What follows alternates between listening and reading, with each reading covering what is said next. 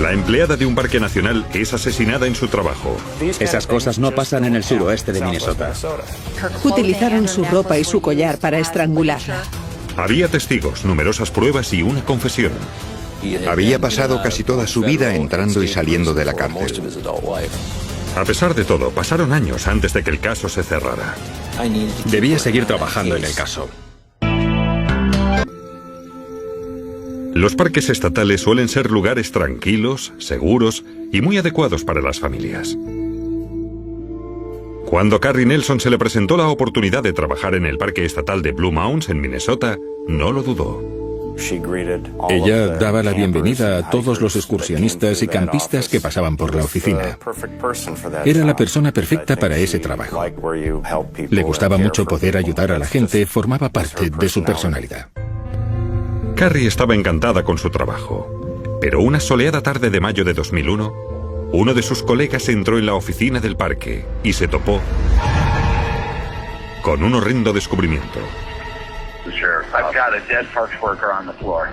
A dead what? I've got a dead parks worker on the floor of the office. Encontró el cadáver de Carrie en medio de un charco de sangre.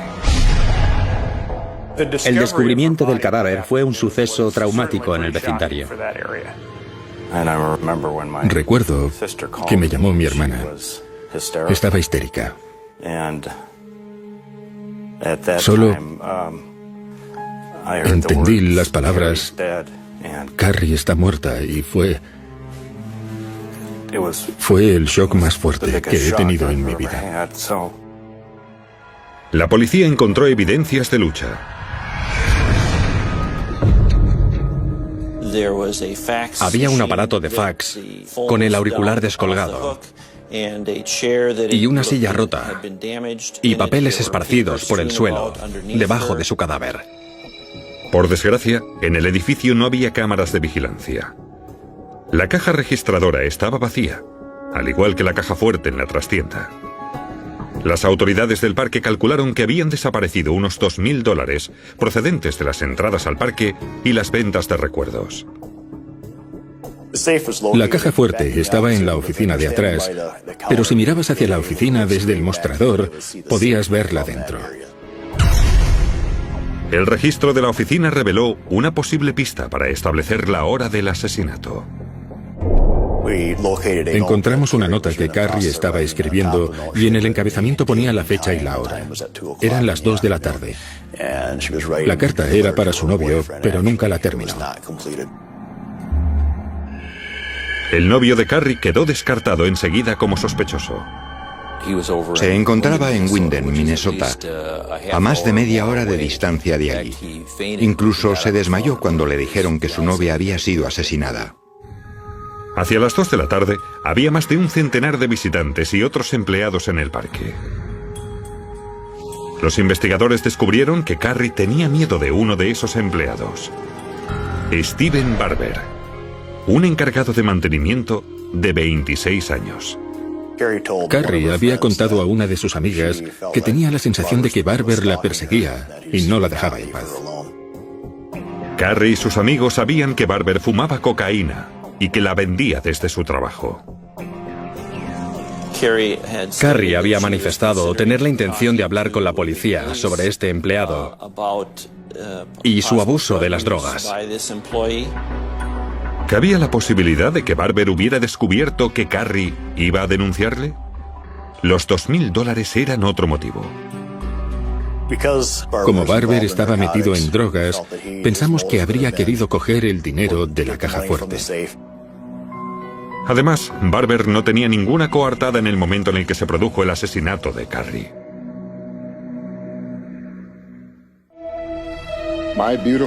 Mi preciosa niñita no volverá nunca más a lanzarse en mis brazos, ni volverá a decir "te quiero, papi". Hay que atrapar al culpable para que no pueda volver a hacer algo así nunca más. Para la médico forense, resultó fácil dilucidar lo ocurrido en el escenario del crimen. Junto a la caja registradora y la caja fuerte, había varias gotas de sangre. Las pruebas del ADN establecieron que era la sangre de Carrie. Carrie pudo recibir un golpe en la nariz que le provocó una hemorragia. Luego se la llevaron hacia la caja registradora y allí cayeron todas las gotas de sangre en el suelo. Pequeñas hemorragias en los ojos indicaban que el asesino le había presionado el cuello. Creo que lo hizo para intentar controlarla.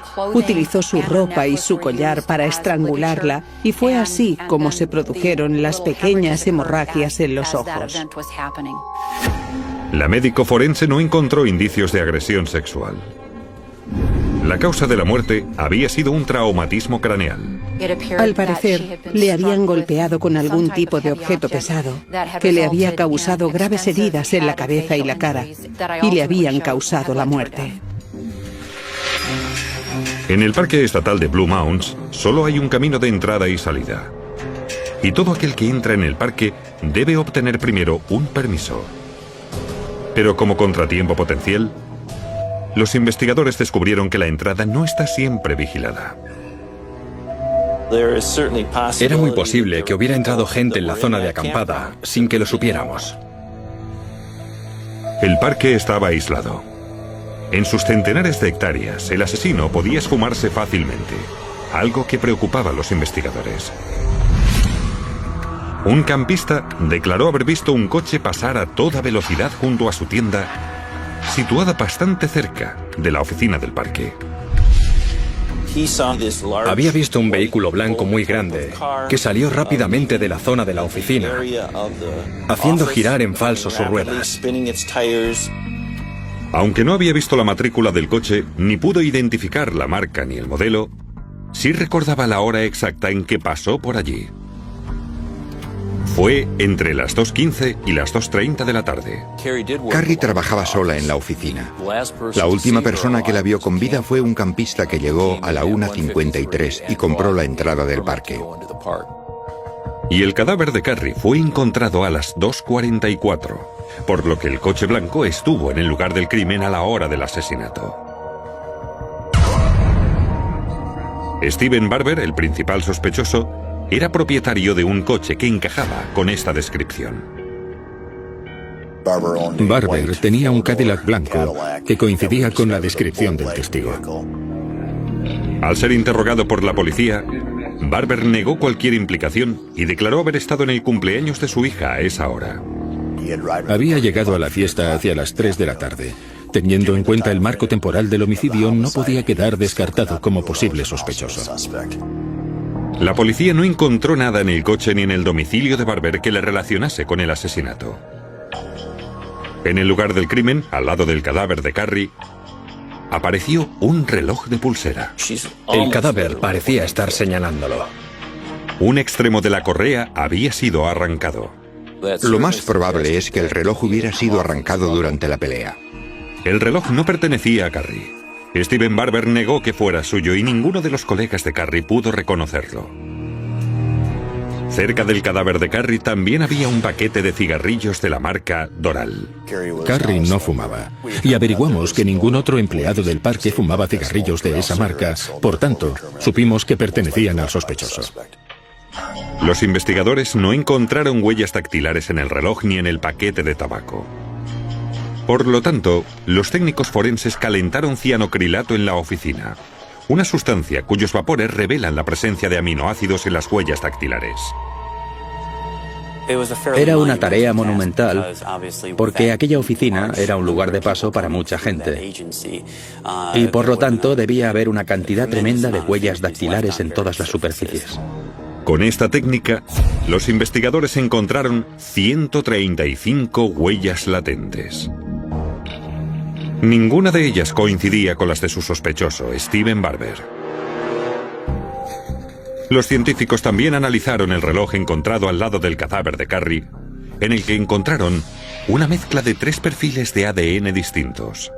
Uno de ellos era el de Carrie Nelson, que seguramente lo había dejado allí cuando arrancó el reloj a su asesino.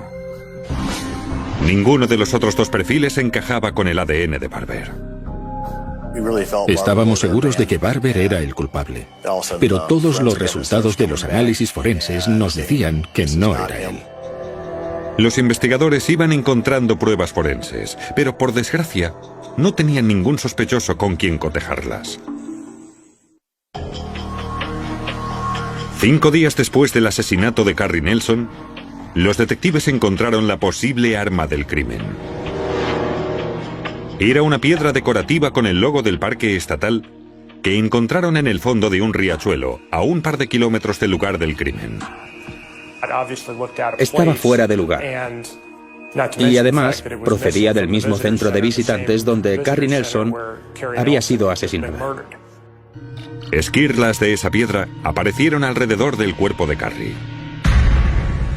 El coche blanco que los testigos habían visto pasó justo al lado de ese riachuelo. El asesino, si circulaba por el lado izquierdo de la calzada, podía haber tirado la piedra al río desde el asiento del conductor. Sin embargo, el agua había lavado cualquier prueba que hubiera podido identificar al asesino. Saqué fotos de las heridas que presentaba el cadáver de Carrie y pude comprobar que algunas de ellas, en la cara y en la cabeza, encajaban perfectamente con la forma de la piedra. Los investigadores pasaron horas comparando las huellas dactilares encontradas en el lugar del crimen con las de todos los empleados del parque y los visitantes que acamparon el día del asesinato. 97 huellas pertenecían a los empleados del parque, pero quedaban 38 huellas dactilares latentes sin identificar. Las huellas dactilares se introdujeron en la base de datos estatal, pero no se encontró ninguna coincidencia. Nos sorprendió no obtener ningún resultado, porque dábamos por supuesto que no se trataba del primer crimen del asesino. Los perfiles del ADN encontrados en el reloj también se introdujeron en la base de datos de la policía estatal. Por desgracia, las muestras mixtas crearon problemas. Cuando trabajamos con mezclas, es decir, con varios tipos de ADN, no nos permite identificar a alguien en particular. Los analistas encontraron 19 coincidencias potenciales en la base de datos de Minnesota. Teníamos la esperanza de que al menos uno de estos 19 individuos sería nuestro sospechoso para poder resolver el caso. Pero no fue así. Cada una de estas 19 personas fue investigada y descartada. No creo que ninguno de nosotros perdiera del todo la esperanza. Una parte de ti no desea revivirlo todo, pero otra parte quiere saber quién lo hizo. Era muy frustrante para los investigadores. Teníamos testigos oculares que habían visto un coche blanco marchándose a toda prisa del lugar del crimen. Teníamos un reloj con restos de ADN. Pasó todo un año antes de que los investigadores consiguieran nueva información. Un recluso declaró que su compañero de celda, Anthony Flowers, había confesado haber matado a Carrie Nelson. El señor Flowers tenía un largo currículum delictivo. Su larga carrera de ladrón de bancos le había hecho pasar casi toda su vida en las cárceles federales y estatales. La policía tenía constancia de que Flowers había escapado de la cárcel pocos días antes del asesinato de Carrie. Sin embargo, la historia del recluso no coincidía con los detalles del asesinato. Y tampoco coincidían las pruebas. Ninguna de sus huellas dactilares coincidía con las encontradas en el escenario del crimen, y su ADN tampoco respondía a los perfiles encontrados en el reloj de pulsera. ¿Por qué aquel recluso había querido implicar a su compañero de celda? La respuesta era que iban tras la recompensa. Se ofrecía una importante recompensa por cualquier información que permitiera detener a la persona responsable del homicidio de Carrie Nelson. La idea era cobrar esa recompensa y compartirla con Flowers. También se puso en evidencia que Flowers prefería claramente las comodidades de la cárcel estatal a las del sistema penitenciario federal. Flowers sabía que su única perspectiva era pasar el resto de su vida en una cárcel federal. Y en nuestra opinión, quería confesar ese crimen para que le internaran en una cárcel estatal de Minnesota, donde tendría una estancia más confortable para el resto de su vida. Una vez más, la investigación quedó en un punto muerto. Durante los 5 años siguientes, los investigadores siguieron trabajando con varias pistas, más de 600 en total. Pero ninguna de ellas dio resultado, hasta que los investigadores volvieron a estudiar las pruebas forenses.